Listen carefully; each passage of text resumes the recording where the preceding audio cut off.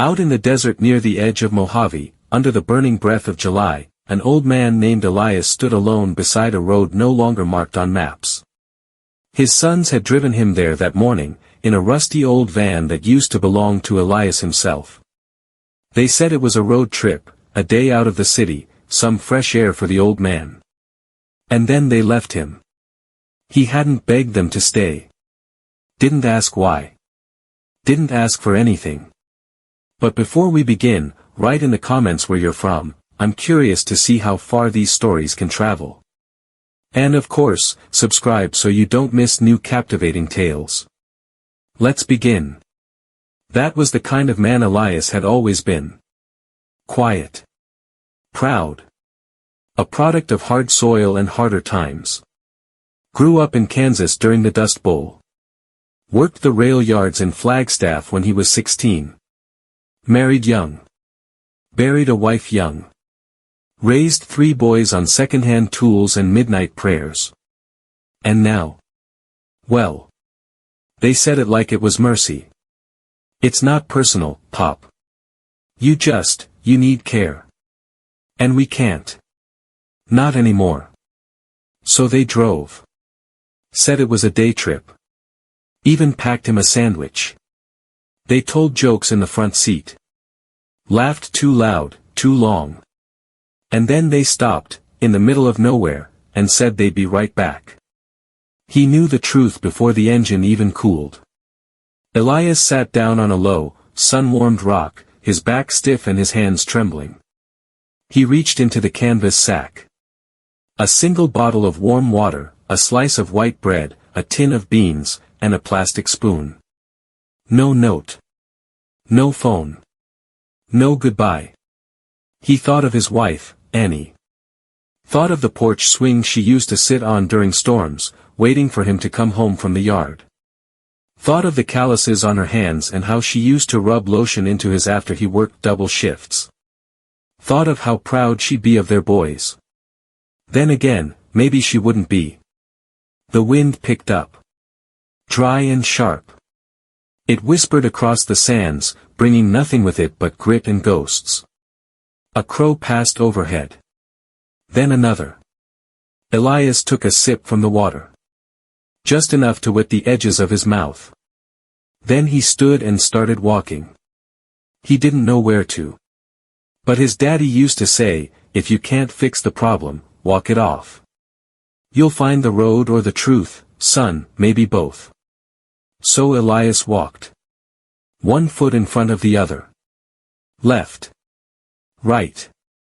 Don't fall. Don't cry. Don't die. The sun grew cruel by noon. It bled into his eyes and cooked the back of his neck.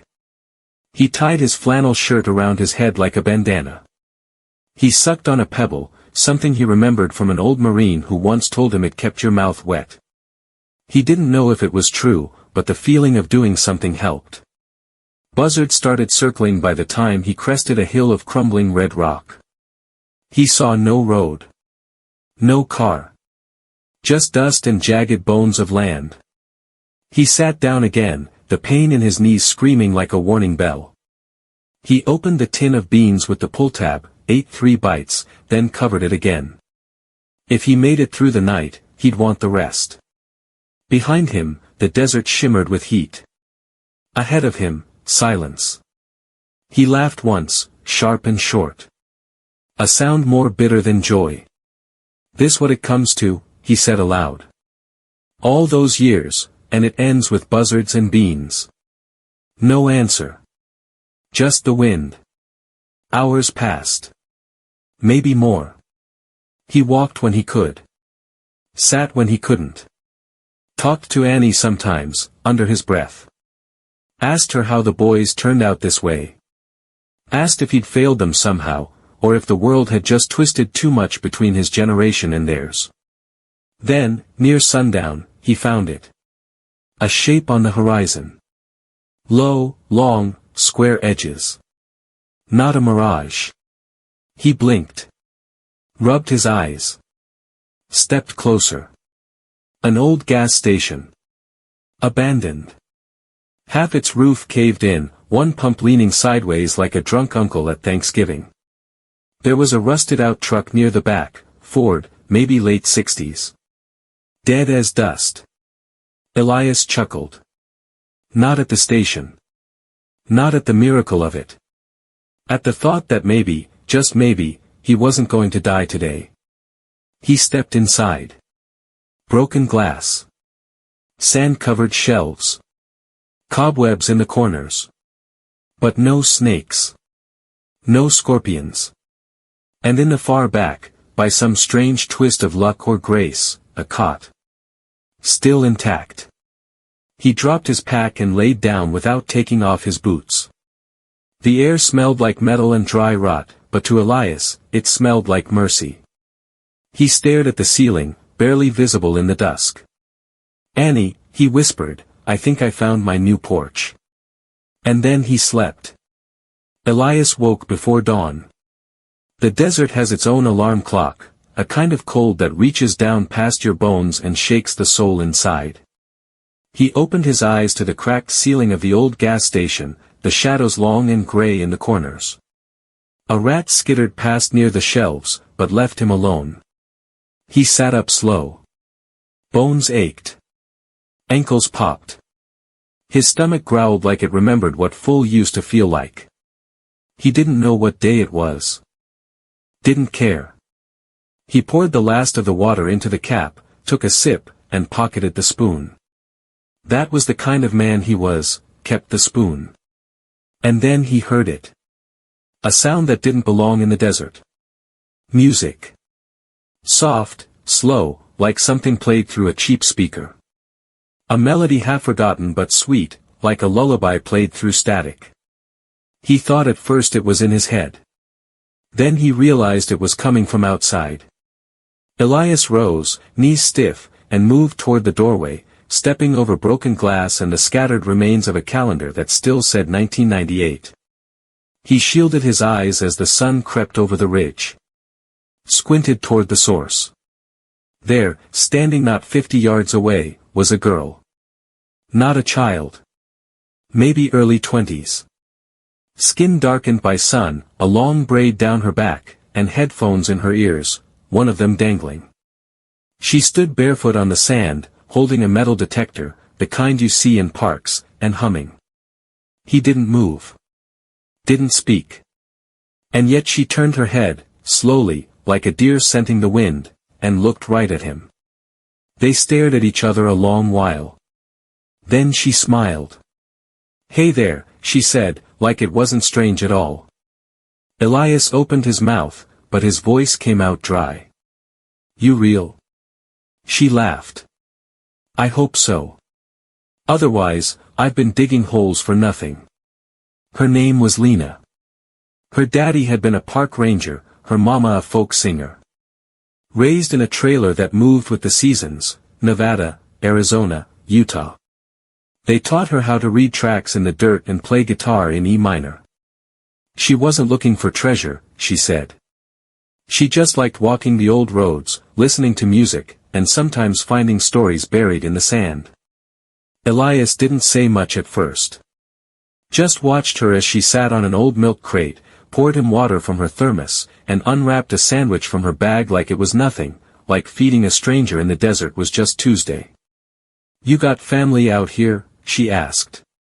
"Had," he replied. "They looking for you?" Elias shook his head.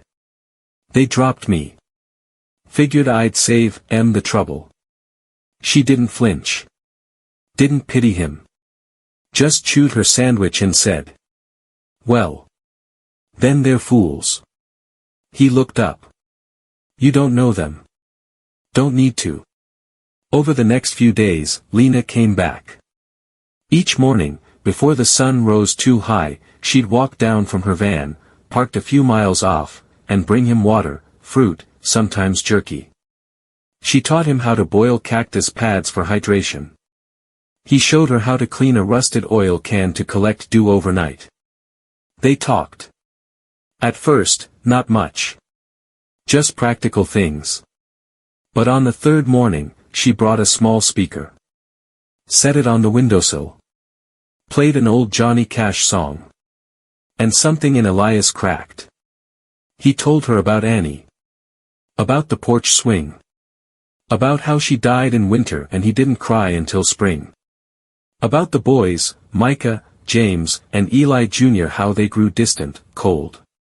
How the world moved too fast and the house grew too quiet. He didn't cry. But his voice caught once. Only once. And Lena, bless her, just sat there. Didn't touch his arm. Didn't say sorry. Just nodded.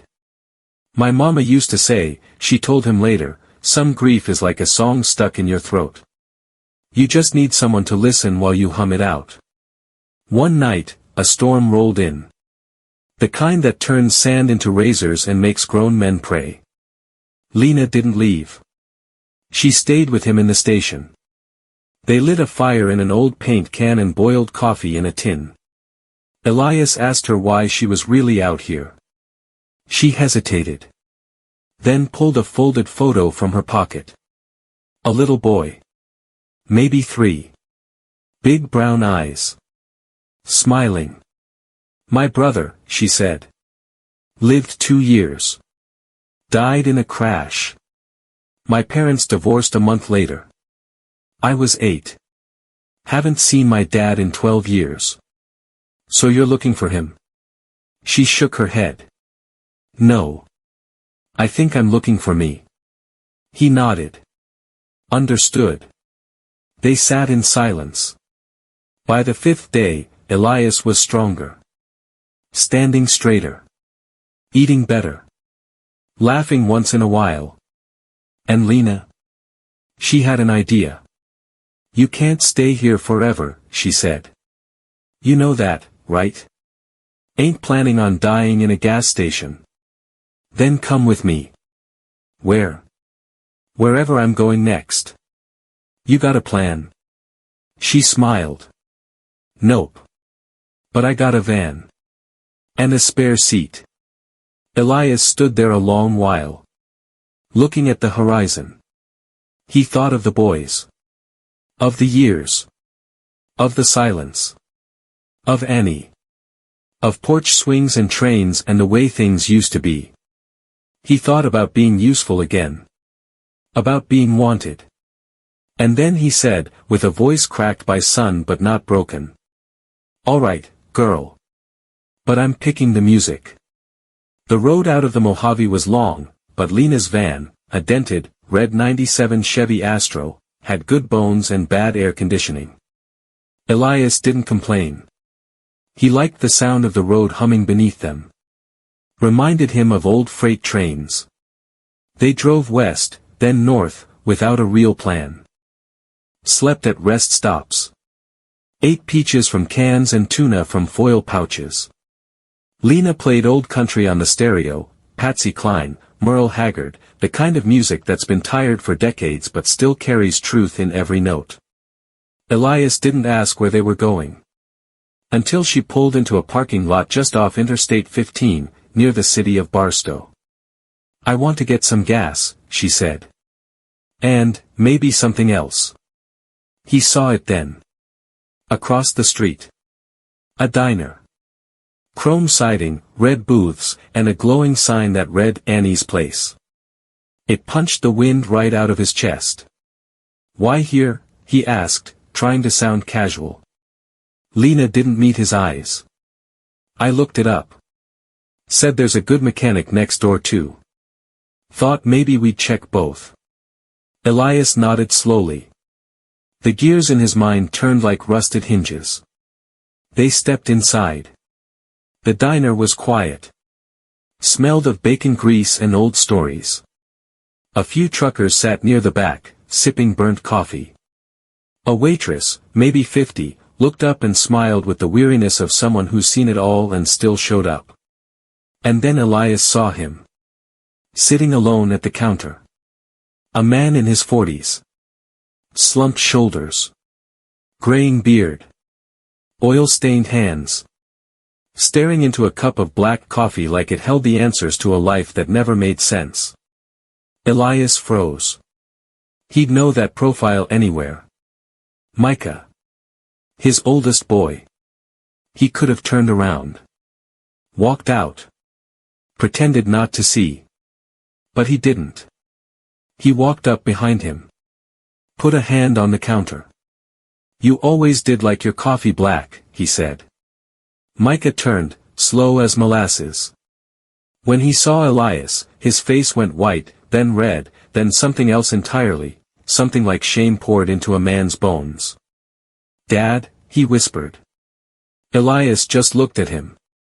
Micah stood up. Almost knocked over his stool. The waitress raised an eyebrow but said nothing. What the hell, where've you been? Out in the desert. Where you left me. The words were simple. Calm. But they landed like gunshots. Micah dropped back onto the stool. His hands trembled. He tried to speak, failed, then rubbed his eyes like they burned. I didn't know they were gonna do it, he said. I thought we were just. Don't lie. Silence. They said. James and Eli Jr., they said it was a care facility. Somewhere with doctors. I didn't know they were. Jesus, Dad, they left you in the desert. Elias didn't answer. He didn't have to. Micah let out a noise, half grunt, half sob, and put his head in his hands. I'm sorry, he said, voice cracking. I didn't fight hard enough. I didn't think they'd. No, Elias cut in. You just didn't think. Lena watched it all from the booth by the window. Didn't interfere. Just watched Elias like she was seeing a man step back into a fire he'd built himself, long ago, without knowing what it had burned down. Elias sat down beside his son. Why here? He asked. Micah gave a bitter chuckle. I work nearby. I come here on Saturdays. I like the name. Elias nodded. Me too. For a long time, they didn't speak. Just sat. Two men with too many years and too few conversations. Finally, Elias asked. You happy? Micah looked out the window. I don't know. You got kids? Micah nodded. A daughter. 17. She know her grandfather's alive? Micah swallowed hard. No. Elias leaned back. Maybe it's time she did. Later, outside, the wind picked up. Elias lit a cigarette, his first in 20 years. Lena said nothing. Just handed him a bottle of water afterward. Micah stood a few feet away, looking at the van. You leaving again? Not running, Elias said. Just moving. You could come with me, Micah said. Meet my wife. My girl. Stay a while. Elias looked at him. You mean it? Yeah. I mean it. Elias looked back at the van. At Lena. At the long road waiting. He remembered the cot in the gas station. The spoon in his pocket. The silence of the desert and the warmth of company that expected nothing. He turned back to Micah. I'll think about it. Micah nodded. Tears in his eyes. Didn't press. They hugged. Rough. Awkward. But real. Then Elias got in the van. Lena started the engine.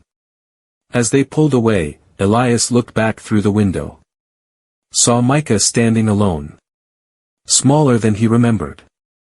I should be angry, Elias said quietly. I should hate him. But you don't.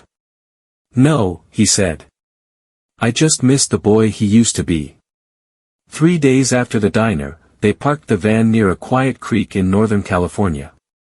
Lena said it was one of her favorite places, hidden beneath old pine trees, where the water ran clear and cold even in the heat of summer. Elias sat on a folding chair beside the fire, watching the flames crackle, a blanket draped across his shoulders. He looked older than he had a week ago. And yet, somehow, stronger. They hadn't spoken much since Barstow. Lena gave him space. He needed time to sit with all that had surfaced, years of silence, miles of pain, and the face of a son who never stopped needing a father. That night, Lena handed him a letter. "It's from Micah," she said. "You saw him?" "Stopped at the diner on my way to the store." Elias took the envelope, held it for a long moment, then tucked it into the inside pocket of his flannel. He didn't open it. "Not yet," he murmured. Morning brought birdsong and fog rolling off the water like a soft ghost. Elias sat on a log, coffee in hand, staring into the trees. Lena joined him. "What's stopping you?" she asked gently. He said what he needed to say. "In the diner." "The letter, that's just words on paper." "Maybe. Or maybe it's the part he couldn't say out loud." Elias nodded, slowly. Then, finally, pulled it out. Tore the envelope with care, like opening something sacred. The handwriting was shaky. Elias recognized it, the way Micah used to write birthday cards when he was 8, forming every letter with concentration and hope. The letter read, "Dad. I don't expect you to forgive me. I just need you to know that I failed you, and it's eaten me alive every day since. I wanted to believe the others. I wanted to think we were doing what was right. But I knew. I knew it was a lie. I just didn't want to be the one to stand in the way. That makes me weak. And I've never hated myself more than I did the day we left you behind.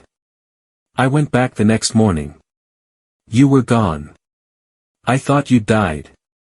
I cried like a child in that heat. And then I didn't tell anyone. Not even James or Eli. I didn't want them to know how badly I'd broken. I've spent the past year trying to make peace with it. And I can't. If there's even a sliver of space left for me in your life, as a man, not a boy, I want to fill it. If not, I understand. I love you. Always did. I just forgot how to show it. Micah." Elias folded the letter. Stared at the trees for a long time. Then he wept. Not loud. Not with shaking. Just slow, quiet tears that carved down the leathered lines of his face like water through canyon stone. Lena placed a hand on his shoulder. "You okay?" "No," he said. "But maybe that's all right." Later that day, they drove. No map. Just followed the sun. Eventually, they stopped at a small town near the Oregon border, one of those places where people leave doors unlocked and coffee's still $1. They passed a bulletin board outside the post office. And there it was. A flyer. Elias froze. It had his name. Printed in big black letters. Missing. Elias Rayner. Age 78. Last seen near Mojave. If you've seen him, call. Micah's number was below. Elias stared at it for a long time. Lena said nothing. Finally, he took the flyer down. Folded it once. Slipped it into his pocket. "He's looking," Lena said. Elias nodded. "Yeah. He is." That night, under the stars, Lena made a fire. Elias pulled out a notebook, one she'd given him in the desert, and started writing. At first, just thoughts. Then full pages. He didn't stop for over an hour. When he looked up, Lena was watching him. "You writing a novel?" she joked. "Just some truths," he said. "In case I don't get to say them out loud." "Planning to disappear again?" He smiled faintly. "Planning not to waste whatever time I've got left." The next morning, Elias made a decision. He handed Lena the notebook. "If anything happens to me, this goes to Micah." She looked at it. "You sure?" "Yeah. But not yet. First, there's something else I need to do." "What's that?" "Live." Over the next week, Elias and Lena drove up through Oregon, into the green hills and misty mornings. They visited small towns, met kind people, ate wild berries off the roadside. At a gas station near Salem, Elias helped a young man fix a timing belt, surprised himself how quickly the old instincts came back. "You got oil in your blood, old man," the kid said, grinning. Elias smiled. "Had it long before you were born." One evening, parked by a lake, Elias finally said, "I want to go back." "To the diner?" "No. To them. Your sons." He nodded. "All of them. Not to scold. Not to ask for anything. Just, to be seen. One last time. And if they reject you?" Elias looked out at the water. "Then I'll know. But I won't die wondering." It was raining when Elias returned to Los Angeles. Not a heavy rain, just a gentle kind of drizzle that made the sidewalks shine and turned the city's usual noise into something soft. Lena dropped him off 2 blocks from the house. He didn't want a scene. Said he needed to walk the last bit alone. She gave him her scarf. "For courage," she said. "For the rain," he replied. They smiled. And then she drove away. Elias stood in front of the old house. The same one he'd built with his own hands in 1979, brick by brick, after saving 5 years of overtime. The porch sagged now. Paint peeling. Yard overgrown. Still, it was home. Or had been. He walked up the steps. Knocked twice. Silence. Then the door opened. "Micah." He didn't speak. Just stared, eyes wide, face pale like a man seeing a ghost. "You gonna invite me in?" Elias asked, water dripping from his hat. Micah nodded, stepped aside. The living room was warm. Quiet. Photos lined the walls, weddings, birthdays, grandkids. Elias didn't recognize half the faces. James was there. Sitting on the couch, stiff as a board. Eli Jr. leaned in the doorway to the kitchen, arms crossed. No one spoke. Elias took off his jacket, laid it neatly across a chair. Looked at each of them in turn. "I'm not here to shout," he said. "Not here to demand answers or apologies." He pulled a folded paper from his pocket. "I wrote you all something. A few pages. Nothing fancy. Just what I should have said a long time ago." He handed the notebook to Micah. "You don't have to read it now. Or ever. But it's yours." Eli Jr. scoffed. "Why now?" Elias looked at him. "Because I'm still breathing.